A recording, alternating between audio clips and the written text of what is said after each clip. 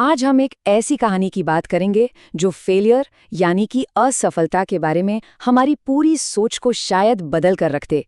ये हमें कामयाबी को एक बिल्कुल ही अलग नजरिए से देखने पर मजबूर कर सकती है। तो कहानी की शुरुआत होती है एक सवाल से। एक ऐसा सवाल जिसका सामना मुझे लगता है हम सब ने अपनी जिंदगी में कभी ना कभी जरूर किया है। ये तीखे शब्द हैं आरुषि की चाची के, और कहानी का असली संघर्ष यहीं से शुरू होता है। ये शब्द दिखाते हैं कि आरुषि पर कितना कितना जबरदस्त दबाव है। तो चलिए अब कहानी के पहले हिस्से में चलते हैं। यहाँ पर माहौल एकदम टेंशन से भरा हुआ है और दाव पर बहुत कुछ लगा है, खासकर आरुषि की अपनी पहचान। सवाल ये है कि क्या वो इन उम्मीदों पर खरी उतर पाएगी। आरुषि की चाची ने उसके सामने सिर्फ दो रास्ते रखे हैं। या तो अपने ह्यूमन कंप्यूटर जैसे पिता की तरह बनो जो परिवार की शान है, या फिर एक नाकारा बन जाओ।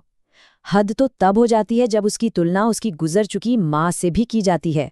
लेकिन आरुषि वो इन उम्मीदों के बोझ तले दबने वालों में से नहीं है। उसकी आवाज में एक जिद है, एक पक्का इरादा है। उसने ठान लिया है कि वो अपनी चाची को गलत साबित करके ही रहेगी। अब हम पहुंचते हैं कहानी के अगले पड़ाव पर। आखिरकार प्रतियोगिता का दिन आ ही गया। हमा में एक अजीब सी टेंशन है, थोड़ी उम्मीद भी है। क्या आरुषि अपना वादा निभा पाएगी? और वो हार गई। कभी कभी हमारा जो सबसे बड़ा डर होता है ना, वही सच हो जाता है। और आरुषि के लिए ये हार सिर्फ एक कंपटीशन हारना नहीं था, ये उससे कहीं ज्यादा था। और जैसे ही वो घर पहुंचती है, चाची के शब्द तीरों की तरह उस पर बरस पड़ते हैं। ये सिर्फ डांट नहीं है, ये एक तरह का फैसला है जो किसी पर सुनाया जा रहा हो, और ये बहुत चुभता है। लेकिन ठीक तभी कहानी का पूरा माहौल बदल जाता है। सीन में आते हैं आरुषि के पिता, जिनकी मौजूदगी में एक शांति है, एक समझदारी है, और वो इस कहानी में एक बिल्कुल नया मोड़ ले आते हैं।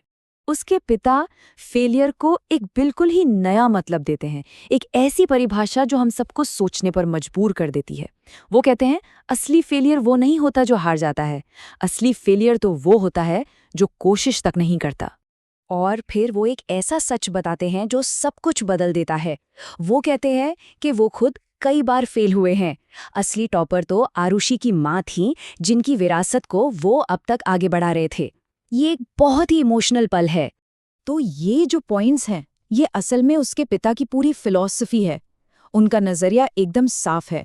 फेल होना अंत नहीं है, बल्कि ये तो सीखने की प्रोसेस का एक बहुत जरूरी हिस्सा है। असली डर हार मानने में होना चाहिए, कोशिश करने में नहीं।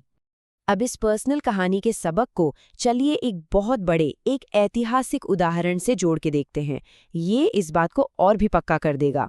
1000, जरा सोचिए, 1000 बार की नाकाम कोशिशें। ये नंबर हमें बताता है कि दुनिया को रोशन करने वाले एक छोटे से बल्ब के पीछे कितनी लगन और कितनी ही असफलताएं छिपी थीं। एडिसन के लिए हर फेलियर असल में कामयाबी की तरफ एक और कदम था। और यहीं आरुषि के पापा वो सवाल पूछते हैं जो असल में इस पूरी बात का निचोड़ है।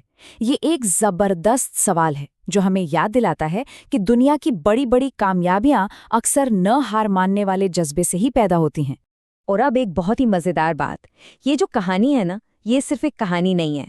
इसका जो मैसेज है वो इसे बनाने वालों की असली जिंदगी की कहानी से सीधे सीधे जुड़ा हुआ है।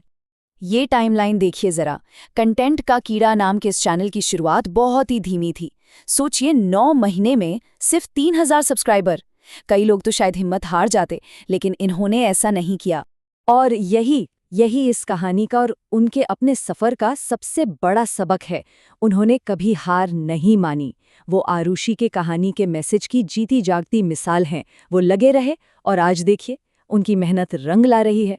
तो चलिए इस पूरी बातचीत को इसी एक आखिरी सवाल के साथ खत्म करते हैं। ये एक ऐसा सवाल है जो हमें अपनी जिंदगी में फेलियर के डर के बारे में सोचने और शायद उसे जीतने के लिए हिम्मत देता है।